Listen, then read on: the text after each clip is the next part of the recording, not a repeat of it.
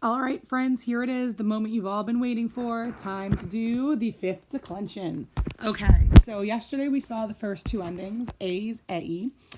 If you listened carefully to the video yesterday, you heard me say that the fifth declension kind of works like the first declension. So it's similar in how the first declension endings work. So the first declension endings are I, with the macron. I, is, as, is. Let's see if you can see the similarities between the first and the fifth. The first and the fifth, they're both mostly feminine. There are only a few masculine words. Here in the fifth, it's only two. It's DAs and meridias. There is no neuter. All right, here we go. The nominative is A's. The genitive is E. The dative is E. The accusative is M. And the ablative is A. So A's, E, M, A. A little similar, to the first declension, ah. The plural is going to be A's. The genitive is arum. The dative is the first, it's a totally new dative. So in the first and second declension, it's is. In the third and fourth declension, it's ebus. The fifth kind of combines it. So it's going to be abus.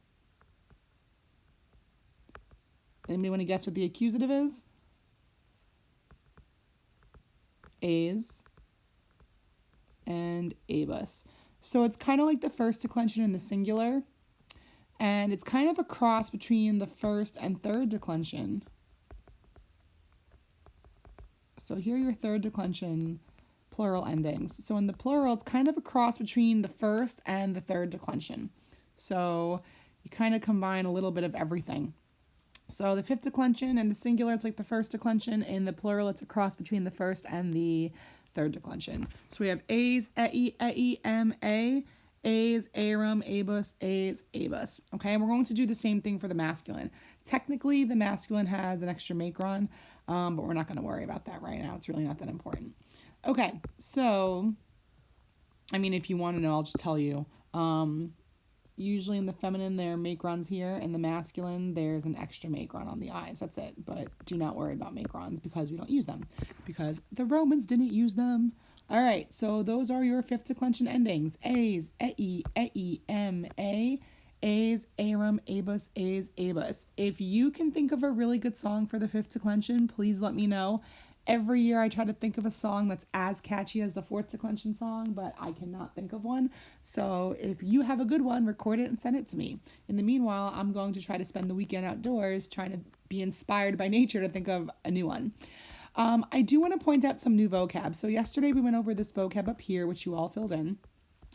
And today I want to talk to you about these raised phrases. So at the bottom of this page over here, we have your 4 raised phrases, okay? So I said yesterday we take the word raise and we combine it to other words to make certain phrases. There are 4 raised phrases we are going to learn right now. Let's go with the first one. Res frumentaria means grain supply. And every year this throws people off when I talk about the raised phrases, but that's because people see it and they say, oh my gosh, it's extra words, and they panic and they don't pay attention. Don't freak out, it's not that bad. So the word res frumentaria means grain supply. We know that frumenta means grain. Frumentaria is the adjective that means like grainy. So technically res frumentaria means the grain related item or the grain related situation. So we're going to make it this idiom and call it the grain supply. So raise is fifth declension, so you're going to decline it as a fifth declension word. Frumentaria is a first declension adjective, so that's going to have first declension endings. So when you go to decline the word raise frumentaria, you have 2 declensions at once that you're dealing with. You have the fifth declension, A's, E, M, A. A's, arum, abus, A's, abus. And then you have the first declension adjective ending. With a macron. Arum, is, as, is. So when you put them together, they make one phrase, means the grain supply. And you just put it in the right case in a sentence. So if you say, let's say you want to say this in a sentence. Wideo, I see the grain supply. What case would the grain supply be? Accusative. So you're going to put rem in the accusative. And you're going to put frumentaria in the accusative and get frumentarium. Okay? That's it. That's all you do. That's it. Don't make it harder than it has to be. You take the word raise and you make it accusative. You take the adjective frumentaria, you make it accusative. All right? Then we have the word for republic. Res publica literally means the public affair. But together the public affair makes up the Roman Republic. So this is the form of government called the republic. So when you decline it, again, it works the same way as res frumentaria. You have your fifth declension endings, res, rei, rem, re. In the plural, res, rerum, rebus, res, rebus. And then you have your first declension endings. I, arum, is. So if you say the Roman Republic was great, you're going to say the nominative. Res publica Romana is the Roman Republic. Was great, erat magna. Okay? So again, whatever case the word republic's going to be in the sentence, that's the case that res and publica will be. Okay? This one's pretty obvious because res publica, it kind of looks like republic when you say it, and it sounds like the word republic when you say it. You're going to see examples of these in your homework, so you'll get the hang of them pretty quickly. So res frumentaria and res publica are two res phrases. They exist in the singular and the plural. Then we have two more res phrases that only exist in the plural. So let's talk about res noae. Novus aum is the word that means new. When people want new things to happen or they want new situations, they want to change. So in ancient Rome, whenever people wanted new things to happen in government, that was called a revolution. Okay? Now, it's interesting. This works like the word castra. It's plural in Latin, but it's singular in English. Okay? So if I want to say this, the Romans wanted a revolution, what case would revolution be in the sentence? The Romans wanted a revolution. That would be accusative. So you would say Romani, and you take the accusative. The only accusative form is plural. Romani res noas cupiverunt. Okay? So when you want new things, when you want a lot of changes to happen, you're looking for a revolution, an overall change in how society is functioning. Okay? So it's plural in Latin, but it is singular in English. We are never going to see the word revolutions, plural, in Latin. Okay? And then we have this other plural word. This plural word is a little bit easier because it's plural in Latin and it's plural in English. Okay? Res gestae. So res is fifth declension. Gestae is first declension. So res, rerum, rebus, res, rebus, and then I, arum, is, as, is. This actually comes from the word gero, gerere. Gessi, gestus. And this word we learned earlier in the year means to wear, to do. When it's with the word bellum, it means to wage war. So this is technically the last principal part of the verb to do. So this literally means things having been done, or things that have been done are accomplishments or achievements or deeds. Okay?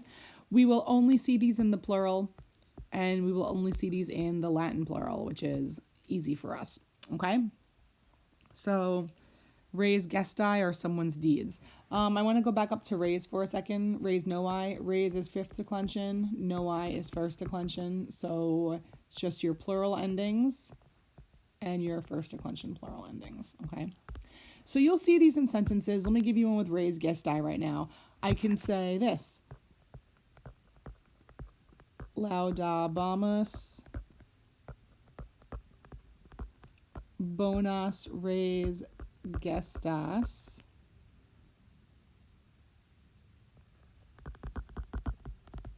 militus fortis. How would I translate the sentence? We were praising the accusative the bonus, the good achievements or accomplishments. We'll say deeds because it's easier to write right now. The good deeds, genitive, of the brave soldier. Or you can say we were praising the brave soldier's good deeds. Okay? So these plug into sentences the way other nouns do. The only difference is they're made up of two words. They're called raise phrases, or I call them raise phrases, okay? When you see them in a sentence, you just figure out what case, but they're always going to be the same case, right? So the word raise and frumentaria is always going to be the same case. So when you see a raise phrase in a sentence, both components of the raise phrase always have to be the same case, okay? And then you just translate them in the sentence the way they go. On your homework tonight, you're going to do a sheet called Fifth Declension Sentence Practice, and it has practice with your different cases of the fifth declension. It has some of these vocab words and some of your raise phrases, okay?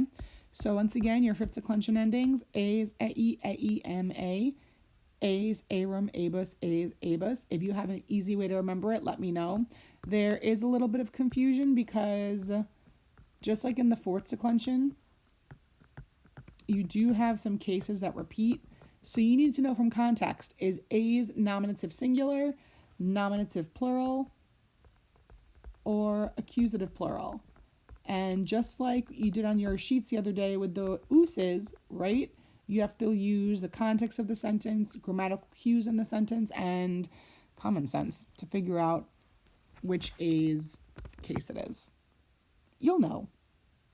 For example, if there's a sentence with multos dies, then you know it's going to be accusative plural and it's going to be an accusative of time for many days, okay? So just watch out for those fifth declension endings. I'm sure you'll be fine. You're all very capable. And then for homework tonight, you are going to do these fifth declension practice sentences. You are going to find the fifth declension word in the sentence, and then you are going to give me its case and number. I'm actually going to update the directions. So it says highlight or underline the fifth declension word in the sentence, give the case and number, and then translate the entire sentence. And there's only 8 of them, okay? So good luck, everyone. Have a great weekend. Let me